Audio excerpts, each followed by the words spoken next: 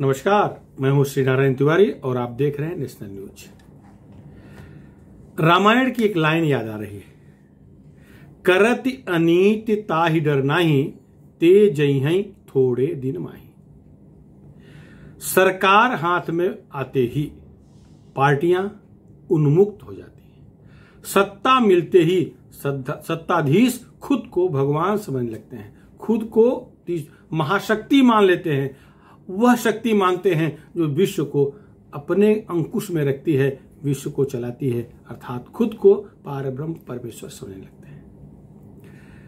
महाराष्ट्र में गृह मंत्री बनने के बाद अनिल देशमुख के कार्यकाल में सारे नियम, नीति, कानून सब ताक पर रख करके पुलिस ने दुराचार किया है। एक नहीं असंख्य दुराचार हुए हैं महाराष्ट्र में। आप सब देख रहे होंगे, आप सबके आस पड़ोस के उदाहरण होंगे जब पुलिसिया डंडा ऐसे ऐसे लोगों पे चला है जहां नहीं चलना चाहिए। बूढ़े बूढ़े बुजुर्गों पर भी डंडा बरसाई पुलिस। कारण कुछ भी नहीं, कारण यह है कि उनको टारगेट पूरा करना है। सर्वाधिक तो अत्याचार ट्रैफिक पुलिस करती है, चाहे मुंबई की हो, चाहे ठाणे की हो, चाहे पुणे की हो, चाहे नागपुर की हो, चाहे औरंगाबाद की हो। सर्वाधिक दुराचार करने वाली ट्रैफिक पुलिस होती है। हाँ, वो भी देख लेते हैं, यदि एक बाइक पर 3 बच्चे बैठे हैं, 3 लोग बैठे हैं और गोल टोपी है तो भाईजान बोल के छोड़ देते हैं, चाचा जान कह के देखते ही नहीं। लेकिन अगर 2 लड़के हैं, 2 व्यक्ति हैं, बुजुर्ग भी हैं, तो उनका लाइसेंस चेक करेंगे, उनका पीयूसी चेक करेंगे, इंश्योरेंस चेक करेंगे। सारा कानून, सारा संविधान केवल और केवल उन्हीं लोगों के लिए है जो कानून मानते हैं, जिनके रक्त में कानून मानना है, जिनका डीएनए ही ऐसा है कि कानून तोड़ के नहीं रहते, नहीं चलते। उनका चेक करेंगे। आपको अनुभव आया होगा, ट्रैफिक देख लीजिए, कई बार आपके और हमारे सामने लाठी बरसा दी। हेलमेट बुजुर्ग है, जब बुजुर्ग रिटायर्ड दिखा तब पछतावा हुआ, लेकिन तब तक 2 लाठी तो मिल गई है। अब बताइए, ट्रैफिक वालों को लाठी चलाने का अधिकार किसने दिया है? लेकिन नहीं, इनके यहाँ एक कॉन्ट्रैक्ट के कुछ लड़के खड़े रहते हैं, उनके हाथ में डंडे रहते हैं। बताइए, पुलिस भी नहीं है। तो ये अत्याचार सर्वाधिक हुआ है वो देशमुख के पीरियड में हुआ है। आज अनिल देशमुख, जो चर्चा का विषय यह है कि जितना पाप किए थे वह सब भोगने की बारी उनकी आ गई है। अनिल देशमुख को गृह मंत्री पद छोड़ के दर दर की ठोकरें खानी पड़ रही हैं। उनके पीछे सीबीआई लगी है, उनके पीछे ईडी लगी है, उनके पीछे एनआईए लगी है। इसके अलावा पता नहीं कितनी संस्थाएं और लगी होंगी, क्योंकि संबंध बहुत दूर तक दुबई और पाकिस्तान तक जाता दिख रहा है। कलकत्ता में इनका लिंक मिला, दिल्ली मिला, इलाहाबाद मिला। ये तो छोड़ दीजिए, तो हिंदुस्तान का है, दुबई और इंग्लैंड, अमेरिका, अफ्रीका आदि जगहों पर इनके लिंक होने के सूत्रों की खबर है। इनके लिंक हैं। ईडी, एनआईए, रॉ अपने अपने स्तर पर जांच कर रही है। धीरे धीरे प्रमाण आ रहे हैं। इनके मतलब अनिल देशमुख के व्यक्तिगत की बात नहीं कर रहा हूं, उनके जो आका हैं उनकी बात भी हो रही है। ये अपने नाम पर भी कुछ किए होंगे, अपने आका माई बाप जो हैं, जो इन्हें यहां तक पहुंचाए हैं, पता नहीं उनके लिए भी किए होंगे। जांच चल रही है। जो अत्याचार ये किए हैं उसका फल सामने आ रहा है। वैसे भी गृह मंत्रालय थैंकलेस डिपार्टमेंट है। जल्दी कोई सज्जन व्यक्ति गृह मंत्री नहीं बनना चाहता, क्योंकि सर्वाधिक पाप करने वाली और सर्वाधिक श्रम करने वाली भी अगर कुछ कोई एजेंसी है तो पुलिस है, गृह खाता है। तो निश्चित है वो जो उसका राजा होगा, मंत्री होगा, वो उसका प्रायश्चित तो उसको भुगतना ही पड़ेगा। मैं ब्राह्मण हूं, मैं उस दृष्टिकोण से, धार्मिक दृष्टिकोण से देख रहा हूं, पत्रकारिता के साथ साथ आध्यात्मिक दृष्टिकोण से देख रहा हूं। तो जितने भी गृह मंत्री अब तक जहां जहां के हुए हों, अगर वो ईश्वर को साक्षी मान के काम नहीं कर रहे होंगे तो किसी को सुख की रोटी नहीं मिल रही होगी। कोई अपनी स्वाभाविक मृत्यु को नहीं प्राप्त हुआ होगा, अकाल ही जाना पड़ा होगा। मैं किसी का नाम नहीं ले रहा हूं, मैं किसी राज्य की बात नहीं कर रहा हूं, मैं पूरे देश की बात कर रहा हूं। मैं पूरे देश के राज्यों के गृह मंत्रियों की बात कर रहा हूं।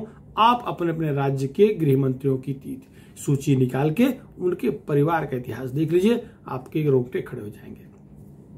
अकाल मौत मरे हैं अपनी, ये सारे प्रायश्चित, ये इनकाउंटर स्पेशलिस्ट भी कैसे मरते हैं? कोई अपनी मौत मरा है, कैंसर से मर रहा है, किसी और एक्सीडेंट मारा जा रहा है। पागल हो गए हैं बहुत सारे इनकाउंटर स्पेशलिस्ट को मैं जानता हूं, देखता हूं, पागल जैसे बिहेव कर रहे हैं। रिटायर हो गए हैं, वो भी उनको जितनों को पकड़ के मारा है उनकी आत्माएं उनको कुरेद रही है, खाने दौड़ रही है।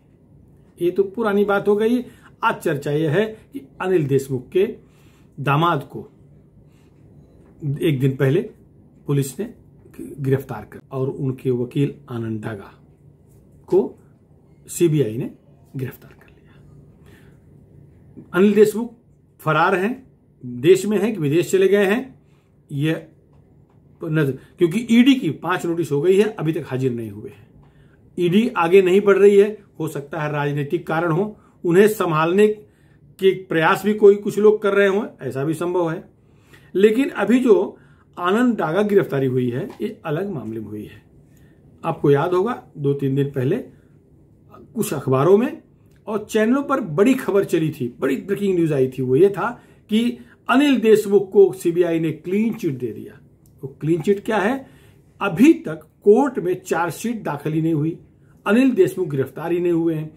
एफआईआर कोर्ट के, हाई कोर्ट, सुप्रीम कोर्ट के निर्देश पर एफआईआर लाज हुआ है, प्राथमिक जांच चल रही है, तो भी एक 60-65 पेज का कच्चा मटेरियल सोशल मीडिया पे दौड़ा दिया गया। पत्रकारों को व्हाट्सएप आ गए और चलाना शुरू किए, वेरीफाई नहीं, कहीं सिक्का नहीं, स्टैंप नहीं, साइन नहीं, कुछ नहीं, चल गए अनिल देशमुख को क्लीन चिट। खैर, ये तो सुपारीबाज पत्रकार हर जगह है, चाहे जिस राज्य में चले जाइए, दिल्ली हो, चाहे मुंबई हो, चाहे कोई जिला हो, सुपारीबाजों ने सुपारी ले ली, अपने विचारधारा की सुपारी से तो पैसा लेके मैं नहीं कह रहा हूं, विचारधारा वैचारिक सुपारी शुरू हो गया। भाई बहुत दिन से पत्रकारिता किए होंगे तो बहुत दिन से सत्ता के करीब रहे होंगे तो दोस्ती यारी भी हो सकता है, दोस्ती यारी भी की होगी, लेकिन निर्दोष उनको एफआईआर माने खत्म करो, जांच बंद करो, ऐसा एक रिपोर्ट दे दी गई। अब सीबीआई हैरान कि अभी जब चार्जशीट बनी नहीं है, आरोप पत्र दाखिल नहीं हुए हैं, तो कहां से निर्दोष वाला मुद्दा आ गया। जांच की गई तो मालूम पड़ा कि ये जो 65 पेज के पन्ने हैं ये भी अनिल देशमुख के लोगों ने तैयार किया है। अनिल देशमुख के लोगों ने एक रिपोर्ट तैयार करके सीबीआई में घुसपैठ किया। वहां अभिषेक तिवारी नाम का सब इंस्पेक्टर है जो अधिकारी आके ब्रीफ करते हैं, टाइप करने का काम करता है, कॉन्फिडेंशियल रिपोर्ट बनाता है, उसको वो रिपोर्ट तैयार करके फाइनल चार्जशीट देनी होती है तो अधिकारी के सामने पुट अप होता है, अधिकारी सरसरी निगाह देखता है और भेज देता है। षड्यंत्र ये रचा गया था कि ये 65 पन्ने का ये घुसा दिया जाए बीच में, अधिकारी शुरू 2-4 पन्ने देखेंगे, लास्ट 2-4 पन्ने देखेंगे, बीच में रहेगा और जब सबमिट हो जाएगा तो फिर तो वकील लड़के छुड़ा लेंगे। बड़ा षड्यंत्र था। आरोप है कि ये पूरा षड्यंत्र आनंद डागा जो वकील हैं, नागपुर के चर्चित वकील हैं, इन्होंने रचा था। इन्होंने अभिषेक तिवारी को मिला लिया था। अभिषेक तिवारी का इतिहास थोड़ा गड़बड़ है, वो उस पर सीबीआई सशंकित पहले से भी रही है। 5-7 करोड़ का लेन देन हुआ ऐसा आरोप लगाया जा रहा है। खैर, सीबीआई ने सबसे पहले उसको गिरफ्तार किया। जब सीबीआई उसको टॉर्चर की तो मालूम पड़ा उसे उगल दिया। वो रिपोर्ट वहां से आई थी, फिर वही चली गई और उसको देने की आवश्यकता नहीं, तो ऑलरेडी उन्हीं के पास आई है और डागा के मार्फत कार्रवाई हुई। तो जो गौरव चतुर्वेदी अनिल देशमुख के दामाद हैं, वो और डागा, इन दोनों को डिटेन किया गया। तब तक देशमुख के परिवार वाले वर्ली पुलिस स्टेशन में जाकर के एफआईआर दर्ज कराने की कोशिश किए कि हमारे दामाद का और उनके वकील किडनैप हो गया। बड़ी गाड़ी से आए लोग ले चले गए हैं। खैर, पुलिस इतनी जल्दी आंख बंद करके नहीं दायर कर सकती क्योंकि उनको सुरक्षा गार्ड भी थे। ऐसी रिपोर्ट नहीं मिली। 15-20 मिनट बाद गौरव को छोड़ दिया गया, लेकिन आनंद डागा को सीबीआई अपने दफ्तर में रखी, जिनको गुरुवार को सुबह तड़के गिरफ्तार की और दिल्ली ले गई। तो और अभिषेक तिवारी को पहले गिरफ्तार की थी, आनंद डागा को बाद में की। ये दोनों का रैकेट था, बाकी पीछे बहुत लोग हैं। अब दिल्ली कोर्ट ने 6 दिन का इन दोनों को सीबीआई रिमांड दे दिया है। 6 दिन सीबीआई रिमांड रहेंगे। 6 दिन की सीबीआई रिमांड मिलना बड़ी बात है। मतलब जो प्रमाण सीबीआई ने कोर्ट को दिया है, दिल्ली कोर्ट को दिया है, वह प्रमाण पर्याप्त है रिमांड देने के लिए। शायद ये रिमांड और बढ़ेगा। अब तुरंत राजनीति शुरू हो गई। वैसे अनिल देशमुख के ठिकानों पर ईडी का, सीबीआई का लगातार छापा पड़ रहा है। और अभी भावना गौली शिवसेना की सांसद हैं, विदर्भ की, उनके सीबीआई, उनके खिलाफ ईडी छापे पड़ ही रहे हैं, उनके यहां से बहुत सारे डॉक्यूमेंट मिले ही मिले हैं। तो इस समय महाराष्ट्र की जो राज्य सरकार है, शिवसेना, राष्ट्रवादी कांग्रेस पार्टी और कांग्रेस पार्टी की सरकार है। ईडी, सीबीआई, एनआईए की जो सर्वाधिक जांच है उसके दायरे में शिवसेना और राष्ट्रवादी कांग्रेस पार्टी के नेता बड़े पैमाने पर आ रहे हैं। 11-12 लोग, मंत्री या बड़े नेता सीबीआई के रडार पर हैं। कुछ के खिलाफ मामले शुरू हो गए हैं और कुछ के मामले अभी वेट एंड वॉच स्थिति में है। आनंद डागा ने भी बहुत कुछ ऐसा बता दिया है जिस पर सीबीआई और आगे बढ़ सकती है और गिरफ्तारियां हो सकती हैं। सीबीआई के अंदर भी कुछ और विभीषण है, यह जानकारी सीबीआई के वरिष्ठ अधिकारियों को हासिल हो चुकी है, उन पर भी कार्रवाई हो सकती है। ये हो रहा है एक तरफ। लगता है अनिल देशमुख की भाग ही कुछ गड़बड़ है। वो चाह रहे थे कि ईडी उनकी जांच जो कर रही इसको रोक दी जाए। इसको लेकर के हाई कोर्ट गए, हाई कोर्ट ने रिजेक्ट कर दिया, सुप्रीम कोर्ट गए, फिर रिजेक्ट हो गया, दोबारा रास्ता निकाल करके हाई कोर्ट फिर चले गए। वो गुरुवार की बात है, वहां न्यायमूर्ति रेवती मोहिते डेरे के सामने मामला आया। रेवती मोहिते ने अपने को अलग करते हुए कहा कि वो ये मामले की सुनवाई नहीं कर सकती और मामले को रिजेक्ट कर दिया। कहा कि किसी और अदालत में जाओ। क्या रीजन है? हो सकता है जब वकील रही हो तब उनका अनिल देशमुख संबंध रहा हो, उनकी वकालत में उनके केसों को मामले की निपटारा की हो, या हो सकता है कोई रिश्तेदारियां हो। ऐसे संवैधानिक पद बैठे व्यक्ति अगर निजी रिश्ते कहीं आते हैं तो वो उनके मामलों को नहीं देखती, नहीं सुनते हैं। तो ये भी हो सकता है, उन्होंने स्पष्ट नहीं किया, या स्पष्ट किया होगा तो बाहर बात नहीं आई है, लेकिन उन्हें जो गुरुवार को राहत मिलने की उम्मीद थी नहीं मिली। अब राजनीति शुरू हो गई है। राष्ट्रवादी कांग्रेस पार्टी के लोग चिल्ला चिल्ला कह रहे हैं कि केंद्र सरकार बदला ले रही है, केंद्र सरकार बदला ले रही है। शिवसेना के लोग भी यही कह रहे हैं, संजय राउत चिल्ला रहे हैं बदला ले रही है केंद्र सरकार। अरे भाइयों, आर भारत के मालिक ये पर एडिटर इन चीफ कह लीजिए, अर्णव गोस्वामी को जब पकड़ने ये पापी सचिन वाजे गया था तो क्या नोटिस दे गया था? उसकी बीबी, बच्चे घर में थे, अब पकड़ घसीटते हुए ऐसे घर से निकाला जैसे आतंकवादी पकड़ लाए हो। कहां भाग जाता वो कौन सा गुंडा है? इनकाउंटर स्पेशलिस्ट सचिन वाजे क्या है? आज मर्डर कर दिया ना, अंबानी घर के सामने जो जिलेटिन मिली थी, जिसकी गाड़ी यूज किया, जो इसका दोस्त भी था, उसको मार दिया है, सामने प्रमाण है। तो गुंडे तुम लोग हो, खींच के ला रहे हो अर्णव गोस्वामी को, और ऐसे के जैसे आतंकवादी हो। अब दुहाई दे रहे हो। सुप्रिया सुले का बयान देख करके बड़ा हंसी आई। कह रहे हैं कि वो सीबीआई गलत कर रही है। जब उनके दामाद घर में गई है अनिल देशमुख के, तो वहां केवल महिलाएं थी, सीबीआई ने गलत किया। अरे जब अर्णव गोस्वामी घर में गए थे सचिन वाजे और महाराष्ट्र की पुलिस गई थी, तो क्या वहां नियमानुसार काम हुआ था? नोटिस देख गए थे? नहीं। ठीक है, प्रकृति बदला लेती है, केंद्र सरकार ले न ले, कर्म का फल मिल रहा है, शुरू हो गया है। नारायण राणे को कैसे गिरफ्तार किया गया था?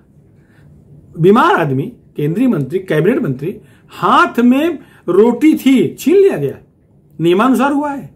नहीं। उन्होंने जो बोला वो समर्थनीय नहीं है, गलत बोला है, उसका दंड मिलना चाहिए। ये तरीका कौन सा था? जब गलती हमसे होगी तो सामने वाला भी गलती कर सकता है, वो भी इंसान हो सकता है। आरोप में हो सकता है दम हो, महाराष्ट्र सरकार का आरोप दमदार हो सकता है, केंद्र बदला ले रही, लेकिन बदला कब? जब एक्शन यहां से हुआ है तो रिएक्शन वहां से हो रहा है ना। एक्शन हुआ तो रिएक्शन होगा। तो बदला ले रही है तो आपके आरोप है, लेकिन जनता भी महाराष्ट्र की देख रही है। क्या किए हो? अनिल देशमुख का पाप छुप रहा है क्या? नारायण राणे के साथ जो हुआ था, वो नारायण राणे ने जो बोला है वो सही नहीं था, लेकिन जो उनके साथ पुलिस ने किया वो उचित था? किसी को नहीं उचित लग रहा है। तो यह सच है कि बदला लेने काम चल रहा है। खैर, प्रकृति अपना सब काम संयमित करती है। हर एक के दिन आते हैं। मुझे अच्छा लगा संजय राउत कह रहे हैं मेरे भी दिन आएंगे। तो जब आपके दिन आएंगे तो आएंगे, दिल्ली में आएंगे, आप दिल्ली में सरकार बना सकते हैं, नो डाउट। आपके दिन आ सकते हैं, आपके दिन तो कल आ सकते हैं। आप कल बीजेपी के साथ ज्वाइन हो जाओ, दिन आपके आ जाएंगे। वैसे भी आप बार बार कह ही रहे हो ना, आप दोनों का डीएनए एक है, हिंदुत्ववादी लोग हो। आपके डीएनए तो आज निर्णय ले लो, कल आ जाएं। बीजेपी ने दरवाजा नहीं बंद किया है। चंद्रकांत पाटिल का बयान है कि वो कभी गठबंधन नहीं करेंगे। कभी मोदी बोले हैं क्या? नरेंद्र मोदी ने कहा कभी कि गठबंधन नहीं करना है, अमित शाह ने कहा कभी कि नहीं करना है। आपके दिन तो कल शुरू हो सकते हैं, लेकिन गलत हाथों में पड़ गए ना, इसलिए दिन रुक गए। कई बार भाग्य, मैं ज्योतिषी से बात करता था एक दिन, वो बता रहे कई बार भाग्य कुसंगत के चक्कर में रुक जाती है। कुसंगत है, भाग्य आपके खुलते खुलते रुक जाती है, तो कुसंगत ही भाग्य आपके ना। आपकी भाग्य कल महाराष्ट्र का मुख्यमंत्री पद भी अगर लेते बना होता ले लेते, समझौता नहीं करते बना। दिल्ली में 2 मंत्री पद मिल सकता था, राज्यपाल भी तो 1-2 मिल जाते हैं आपकी पार्टी कार्यकर्ताओं को, नहीं लेते बना। सत्ता सुख खाली छोटे से राज्य का मिल गया खाली, वो भी पूर्ण रूप से नहीं, मलाई कोई और खा रहा है। शिवसेना के मंत्रियों से मेरी बात जब होती है हंसी आती है। मलाईदार सारे पद राष्ट्रवादी के पास, 1 नंबर की पार्टी, मतलब सत्तारूढ़ दल में 1 नंबर की पार्टी शिवसेना है, मलाईदार पद कुछ भी नहीं है। सब वित्त मंत्री, ये गृह मंत्री, सब उनके पास। मैं मजाक कर रहे हैं, वो आपको क्या मिला है? तो आप आज चाहो तो कल दरवाजे खुल सकते हैं ना। आप तो खुद जान रहे हो, विद्वान आदमी हो, पत्रकार हो, लेकिन यह है कि कुसंगत के कारण यह हो रहा है। हंसी आ रही है जब कहते हैं कि गलत ढंग से गिरफ्तार किया गया, गलत ढंग से डिटेन किया गया। खैर, सारे प्रमाण तो कोर्ट में है, कोर्ट गलत और सही का फैसला कोर्ट से होगा। फिलहाल इस मुद्दे पर इतना ही। आपको कैसा लग रहा है? क्या अनिल देशमुख को प्राकृतिक न्याय मिल रहा है? ईश्वरी दंड शुरू हुआ है? अगर आपको लगता सही है तो आप इस वीडियो को जन जन तक पहुंचाइए, ज्यादा से ज्यादा शेयर करिए। अगर आपको हमारे विचार पसंद आए तो हमारे चैनल नेशनल न्यूज चैनल को जरूर सब्सक्राइब करिए। धन्यवाद।